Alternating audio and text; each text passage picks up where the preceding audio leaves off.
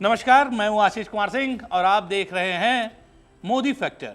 Modi factor के इस episode में आज हम बात करेंगे प्रयागराज लोकसभा सीट के बारे में। गंगा यमुना सरस्वती का जहां संगम होता है उसे ही हम प्रयागराज के नाम से जानते हैं। यहीं के त्रिवेणी संगम पर हर 12 साल बाद कुंभ के अवसर पर दुनिया की सबसे ज्यादा भीड़ जुटती है। ये तो प्रयागराज की धार्मिक पहचान है, लेकिन सियासी पहचान की बात करें तो ये देश को नेहरू, शास्त्री, इंदिरा, राजीव, गुलजारीलाल नंदा, वीपी सिंह और चंद्रशेखर जैसे 7 प्रधानमंत्रियों को दे चुका है।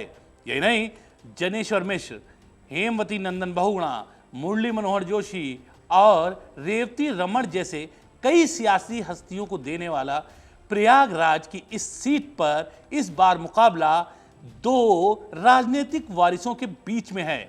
लगातार पिछले 2 चुनाव जीत रही बीजेपी ने इस बार केसरी नाथ त्रिपाठी के बेटे नीरज त्रिपाठी को चुनावी दंगल में उतारा है।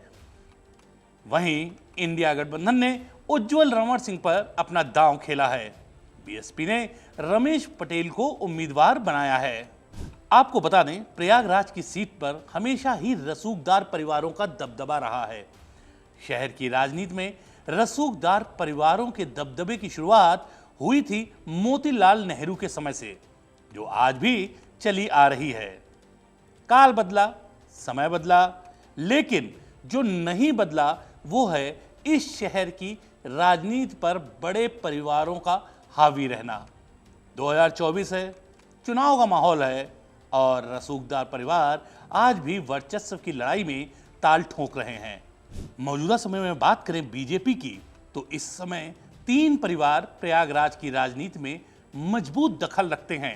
पहला परिवार है करवरिया खानदान, दूसरा है रीता बहुगुणा जोशी का खानदान और तीसरा है नंद गोपाल नंदी का खेमा। ये तीनों खेमे इस बार भी लोकसभा का टिकट पाने की होड़ में थे। नंदी अपनी पत्नी के लिए तो नीलम करवरिया खुद अपने लिए और रीता बहुगुणा जोशी अपने बेटे को टिकट दिलवाना चाहती थी, लेकिन बीजेपी एक ऐसे खानदान के वारिस को टिकट दे देती है जिसका परिवार कुछ सालों से राजनीति से दूर हो गया था। यानी वो टिकट देती है अपने समय के बड़े वकील रहे और साथ ही बीजेपी के कद्दावर नेता रहे केसरी नाथ त्रिपाठी के बेटे नीरज त्रिपाठी को। देखिए, केसरी नाथ त्रिपाठी बड़े वकीलों में शुमार थे और बड़े कद के नेता भी थे, लेकिन वो अपने सौम्य स्वभाव और हमेशा उपलब्ध रहने की वजह से बहुत लोकप्रिय थे। नीरज की छवि भी अपने पिता की तरह है, लेकिन समस्या ये है कि बीजेपी के जो 3 खेमे हैं वो उनके लिए मुसीबत साबित हो सकते हैं। सवाल ये उठता है कि क्या ये करवरिया, बहुगुणा और नंदी का खेमा इस चौथे परिवार को उभरने देंगे? और यही है इस बार के चुनाव में इस लोकसभा सीट का सबसे बड़ा सवाल। इसका जवाब जानने के लिए पहले यहां के राजनीतिक समीकरण को समझना जरूरी है। सपा और कांग्रेस गठबंधन के बंटवारे में प्रयाग की सीट कांग्रेस के हिस्से में आती है। ऐसे में सपा के उज्जवल रमण सिंह सपा से इस्तीफा देते हैं और कांग्रेस की टिकट से मैदान में आ जाते हैं। उज्जवल रमण सिंह रेवती रमण सिंह के बेटे हैं और रेवती रमण सिंह का प्रयागराज की राजनीति में मजबूत दखल रहा है। रेवती रमण सिंह खुद 7 बार करछना से विधायक रहे हैं, 1 बार राज्यसभा सांसद और 2 बार प्रयागराज से लोकसभा सांसद रहे हैं। उन्होंने चुनाव में मुरली मनोहर जोशी जैसे बड़े नेता को हराया था। इसके अलावा वो समाजवादी पार्टी के संस्थापकों में भी शुमार हैं। उज्जवल भी 2 बार करछना से विधायक रहे हैं और सपा सरकार में मंत्री भी रहे हैं। खास बात यह है कि हाई प्रोफाइल सीटों में शुमार इलाहाबाद सीट पर कभी किसी दल का लंबे समय तक कब्जा नहीं रहा है। हालांकि चुनाव में इस सीट पर हमेशा ही अगड़ी जातियों का ही वर्चस्व रहा है। इसका अंदाजा आप इस बात से भी लगा सकते हैं कि आज तक सभी चुनाव में इस सीट पर अगड़ी जाति से आने वाले उम्मीदवार ही सांसद बने हैं। इसी समीकरण के चलते बीजेपी ने नीरज त्रिपाठी तो कांग्रेस ने उज्जवल रमण को उतारा है। सपा को लग रहा था कि रेवती रमण के नाम पर भूमिहार वोट मिल जाएंगे और मुस्लिम यादव का पूरा वोट तो सपा गठजोड़ को मिल ही जाएगा। उधर बीजेपी की उम्मीद थी कि चुनाव में ब्राह्मण के साथ साथ कायस्थ, राजपूत का समर्थन तो है ही, साथ ही यादव कुर्मी को छोड़कर बाकी पिछड़ी जातियां और दलितों में जाटों के अलावा एक दो जातियों को छोड़कर बाकी उसके साथ सभी लामबंद हैं। लेकिन यहां पर दो खेल हो गए। पहला ये कि उज्जवल रमण के सजातीय भूमिहारों का एक बड़ा हिस्सा बीजेपी की तरफ जाता दिख रहा है, क्योंकि नॉन रूलिंग पार्टी का फैक्टर काम कर रहा है, यानी जिसकी सरकार बनने की संभावना ना के बराबर हो वहां वोट क्या देना। और दूसरा ये कि बसपा सुप्रीमो मायावती ने एक कुर्मी उम्मीदवार को मैदान में उतार दिया। बहन जी ने कुर्मी समाज से आने वाले रमेश पटेल को उम्मीदवार बनाकर उतार दिया।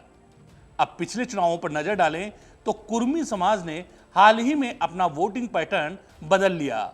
वो ना ही राष्ट्र, ना ही धर्म, ना ही स्थानीय मुद्दों पर, वो सिर्फ अपनी जाति के आधार पर वोट करता है। वो सिर्फ ये देखता है कि उसकी जाति का उम्मीदवार किस दल में है और उसी को वोट कर देता है। इस वजह से सपा के जातीय समीकरण गड़बड़ा जाते हैं। दरअसल प्रयागराज लोकसभा में कुर्मी मतदाता 2 लाख के करीब हैं। सपा 1.25 लाख यादव, 2 लाख मुस्लिम को साथ मानकर चल रही है। समाजवादी पार्टी भूमिहारों के एक तबके और कुर्मियों का वोट इस बार अपने पक्ष में मानकर चल रही थी। पहले भूमिहारों ने और फिर बसपा के कुर्मी उम्मीदवार ने सपा का खेल बिगाड़ दिया।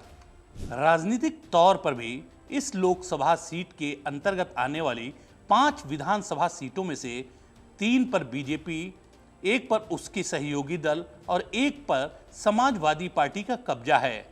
ऐसे में 4 विधानसभा में भी बीजेपी मजबूत स्थिति में है।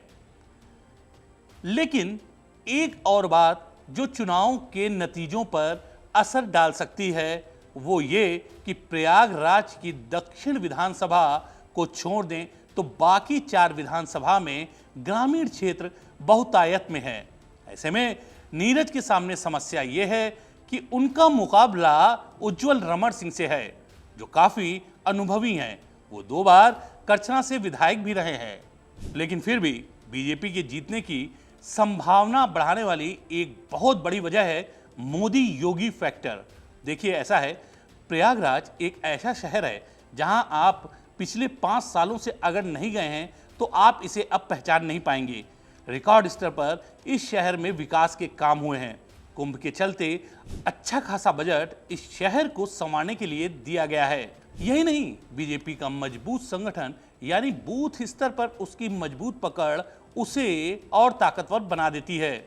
इसके अलावा इस बात को भी ध्यान में रखना चाहिए कि 2019 में ये सीट रीता बहुगुणा जोशी ने लगभग 2 लाख वोटों से जीती थी। तब सपा और बसपा का गठबंधन था। इस बार बीजेपी का यहां से मुकाबला सपा और कांग्रेस के गठबंधन से है, जो उतना मजबूत नहीं है। इसके अलावा मायावती के उम्मीदवार ने रही सही कसर पूरी कर दी है। ऐसे में अगर बीजेपी यहां से हैट्रिक लगा दे तो कोई आश्चर्य नहीं होना चाहिए।